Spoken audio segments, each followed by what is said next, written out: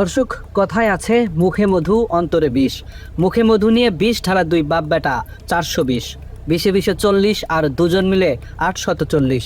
এমন দুই প্রতারক পিতা পুত্রের ভয়ঙ্কর প্রতারণা নিয়েই আমাদের নতুনভাবে যাত্রা শুরু। ক্রাইম এডিশন টিমের প্রথম অনুসন্ধান বাপ বেটা।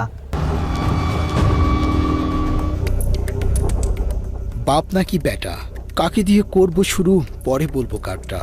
এমন সিদ্ধান্ত নিতেই আমাদেরকে সিদ্ধান্তহীনতায় থাকতে হয়েছে কিছুটা সময়।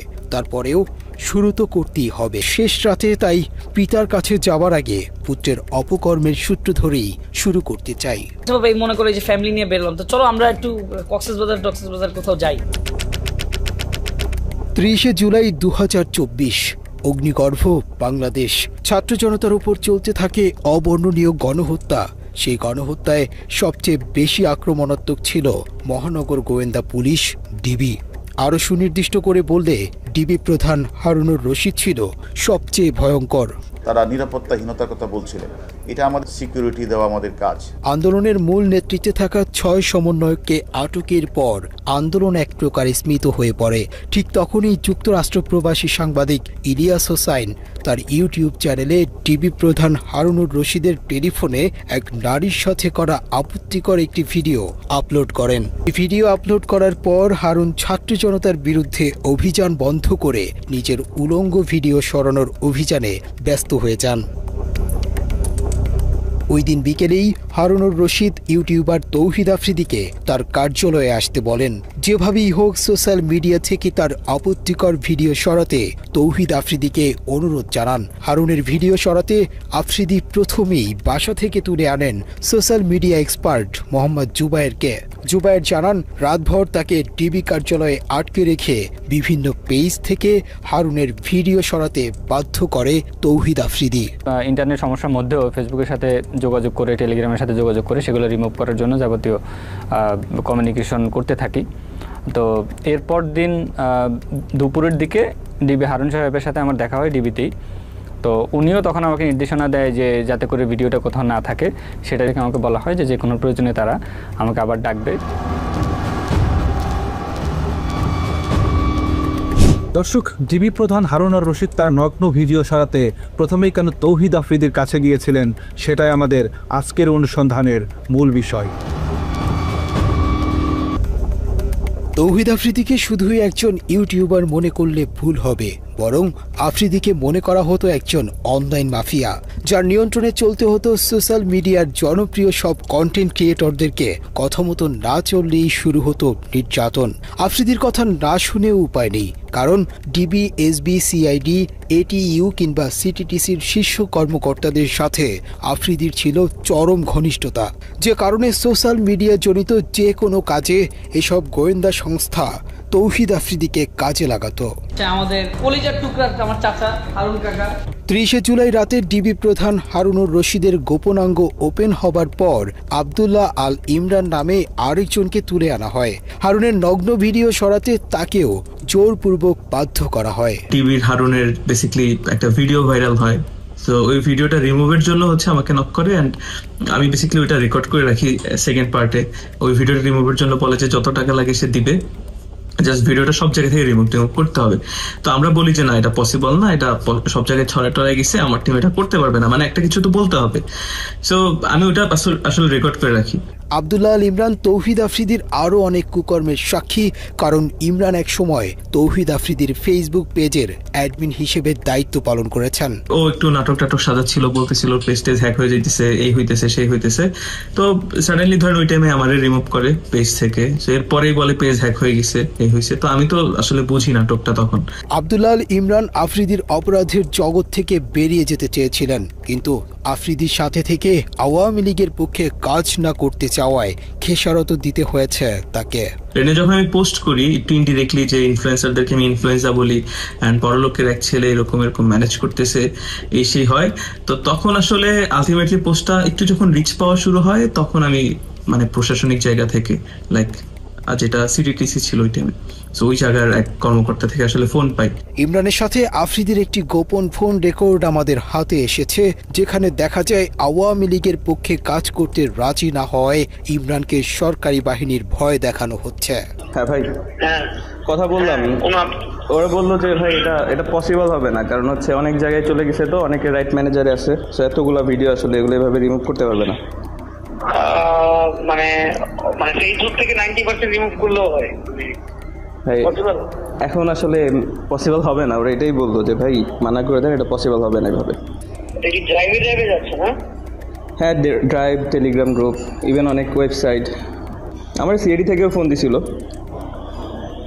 পসিবল তো না। বলছি যে আমি তো ঢাকার বাইরে, এখানে নেটওয়ার্কের অবস্থা বাজে, অ্যান্ড সেকেন্ড থিং হচ্ছে কথা বললো যে এটা আসলে ওইভাবে পসিবল না। ডিবি প্রধান হারুনের পক্ষ হয়ে তৌহিদ আফ্রিদি কল করার কিছুক্ষণ পরেই আব্দুল্লাহ আল ইমরান ফেসবুকে একটি পোস্ট করেন। এর কিছুক্ষণ পরেই সিটিটিসি থেকে ইমরানকে একজন কল করে পোস্টটি সরিয়ে ফেলতে বলে। সাথে দীর্ঘদিন কাজ করেছে এমন আরও অনেকের সন্ধান আমরা পেয়েছি, যাদের সবার গল্প প্রায় একই রকম। তৌহিদ আফ্রিদির নির্যাতনের শিকার হয়েছেন জনপ্রিয় কন্টেন্ট ক্রিয়েটর স্বপন আহমেদ। প্রায় এক বছর আমার ইউটিউব চ্যানেল, ফেসবুক পেজ সবকিছু ডিবির হাতে ছিল।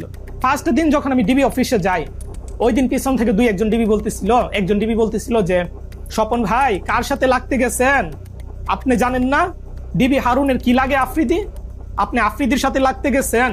স্বপনের মূল সমস্যা ছিল সে আলেমদের পক্ষে এবং ভারতের বিপক্ষে কন্টেন্ট তৈরি করতেন, যে কারণে আফ্রিদি তাকে এ ধরনের কন্টেন্ট বানাতে নিষেধ করেন। আফ্রিদির কথা মতো আওয়ামী লীগের পক্ষে কাজ না করায় স্বপনকে আদালতের বারান্দায় পর্যন্ত যেতে হয়েছে। আমাকে আবার বলতেছিল, টিটকারি করে মজা করে বলতেছিল, ইসলামিক ভিডিও তো ভালোই বানান, দাজ্জাল বানায় তো ভালোই ইনকাম করছেন, কত করলেন? ভাই ওই সময় যে আমার যে পরিমাণ রাগ উঠছে রে ভাই, কিন্তু কিছু করতে পারি না। এই মামলা কোর্ট থেকে সমাধান হয়, যে বিষয় নিয়ে আমাকে মিথ্যা মামলা দেওয়া হয়েছে ওইটার সাথে আমার চুল পরিমাণ কোনো চিহ্ন পাই না। দর্শক, হাসি খুশি আর বিনোদনের আড়ালে ভয়ঙ্কর এক অন্ধকার জগৎ গড়ে তুলেছিলেন আফ্রিদি। রহস্যময় সেই জগতের প্রতিটি পরতে পরতে ছড়িয়ে আছে মানুষের দীর্ঘশ্বাস। এই ভিডিওটি তৌহিদ আফ্রিদির আস্তানায় ধারণ করা। এখানে নতুন কোনো কন্টেন্ট ক্রিয়েটর আওয়ামী লীগের পক্ষে কাজ করতে রাজি হলে তাকে বরণ করা হতো। পা তুলে বসে হচ্ছে একটা বেনসন সিগারেট চাইলো, সিগারেট ধরায় বলতেছে ভাই এবার বিচার করেন। তো ওইখানে ব্রিগেডিয়ার জেনারেল কবির থেকে স্টার্ট করে কয়েকজন ছিলেন এবং ওখানে বলতেছিলেন যে বাকি এটা হচ্ছে ইসিবি চত্বরের ওয়াসি টাওয়ার। মানে বেধড়ক মারধর স্টার্ট করে আফ্রিদি নিজে।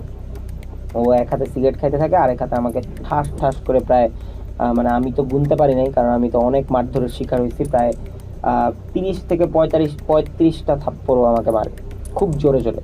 আর আমি স্টিল বসেছিলাম, যে আসলে মানে আমাকে বসাই রাখছিল এরকম একটা চেয়ারের মধ্যে, যে আমার আসলে নড়াচড়া করার কোনো ওয়ে ছিল না। অ্যান্ড তখনই বুঝতেছিলাম যে এই পুরো অফিসটা আসলে ওর আন্ডারেই চলে, কারণ যেখানে বসে ও সিগারেট খাচ্ছে, মেজরের সামনেও সিগারেট খাচ্ছে, পরিচয় দিচ্ছে ব্রিগেডিয়ার কবির, সেখানে প্রাইম মিনিস্টারের সাথে ছবি, এনে আমাকে বলতেছে এখানে অনেক এমপিরা এসে মারধরের শিকার হয়, মাইক খেয়ে যায়, এরপরে ওদের শিক্ষা হয়, আর যদি শিক্ষা না হয় তাহলে গুম করে দেওয়া হয়। তো এরপর থেকে আসলে আমরা জিম্মি হয়ে যাই যে ও তো এরকম একটা বাজে ভিডিও আমাদের করে রাখছে। সরকারি বাহিনীর কর্মকর্তাদের সামনেই আফ্রিদি সায়েমের মাথায় পিস্তল ঠেকিয়ে গুম করে ফেলার ভয় দেখায়। তোকে এখন গুম করে দেওয়া, তোর লাশ কই পড়বে এটা তোর মা বোনও খুঁজে পাবে না, তোর তো বাপ নাই, তুই তো বুঝবি না, তোর মা বোন তোরে হারাইলে বুঝবে। তুই যাই হবে তোর সাথে এটা তুই সহ্য করে নিস।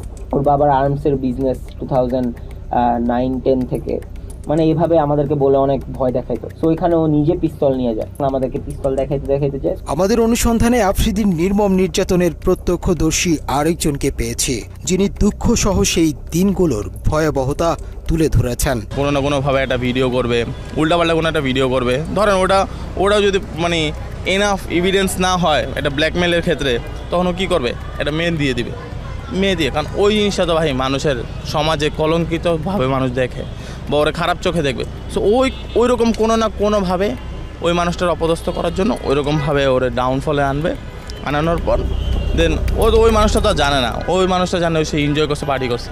দেন কোনো দিন যদি ওই মানুষটা ওর কথার বিপরীতে যায়, তখন ওরে পিছন থেকে ঘাড় মটকা ধরার জন্য ওর ওই ভিডিও, ওর ওই সব জিনিস দিয়ে ও মানুষের ট্র্যাপ করে থাকে। জুলাই আন্দোলনেও আফ্রিদি দেশের জনপ্রিয় সব কন্টেন্ট ক্রিয়েটরদেরকে হুমকি দিয়ে সরকারের পক্ষে কাজে লাগানোর সব রকমের অপচেষ্টা চালিয়েছেন। ও সব ইনফ্লুয়েন্সারদের লিড দেওয়ার চেষ্টা করছে কেমনে? গভর্নমেন্টের পক্ষে ভিডিও বানাতে হবে, গভর্নমেন্টের পক্ষে ভিডিও বানাইলে তোমাদের মানে ফিউচার ব্যাকআপ আমরা দিব, এইভাবে ও মানুষ সব মানে ম্যাক্সিমাম ক্রিয়েটররে ও এইভাবে মানে টাকার লোভ দিছে। যারা টাকার লোভে গেছে ভিডিও করছে তারা অনেকভাবে অপদস্থ হয়েছে। আফ্রিদির বিরুদ্ধে বেশ কয়েকজন ভুক্তভোগী নারীকে বিয়ের প্রলোভন দেখিয়ে শারীরিক সম্পর্ক করার অভিযোগ পাওয়া গিয়েছে। তাদের মধ্যে একজন এই নারী। আমি সোশ্যাল মিডিয়াতে বিভিন্ন রকমের কন্টেন্ট বানিয়ে থাকি। নাম প্রকাশে অনিচ্ছুক ওই নারীর অভিযোগ, দীর্ঘদিন তার সাথে শারীরিক সম্পর্কের পর হঠাৎ করেই আফ্রিদি তাকে ছুঁড়ে ফেলে। তৌহিদ আফ্রিদির সাথে আমার একটা বন্ধুর মাধ্যমে যোগাযোগ হয়। তো ও আমাকে বিভিন্ন রকমের সহায়তার হেল্পেরই দেখায়, যে আমাকে আশ্বাস দেয় যে আমাকে কন্টেন্ট ক্রিয়েট করতেও আমাকে হেল্প করবে। এভাবে করে আমাদের কথা চলতে থাকতো, এক সময় মানে সম্পর্কের দিকে এগিয়ে যায়।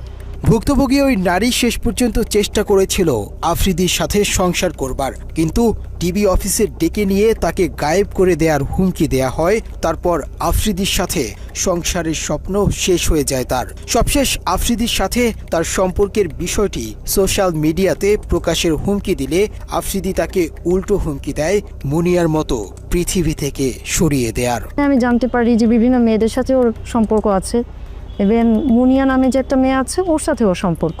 তো আমি এটা জেনে ওর সাথে আমি একটু রাগারাগি করি, কারণ এটা স্বাভাবিক, আমার একটু খারাপ লাগতেই পারে, আমি যেহেতু ওকে ভালোবেসে ফেলেছি। তো ওকে আমি বলার পরেও আমার সাথে খুব বাজেভাবে রিয়াক্ট নেয়, বলে যে একসময় এরকম বলে যে মুনিয়ার যেরকম অবস্থা হয়েছে আমারও ঠিক সেরকম অবস্থা হবে, মানে ইনডিরেক্টলি ও আমাকে হত্যার হুমকি দেয়। ওই নারীর অভিযোগের সূত্র ধরে আমরা বেশ কিছু ফোন রেকর্ড হাতে পাই, যেখানে মুনিয়ার বাসায় আফ্রিদির যাওয়া আসা এবং বিভিন্ন সময় ঘনিষ্ঠতার প্রমাণ মেলে।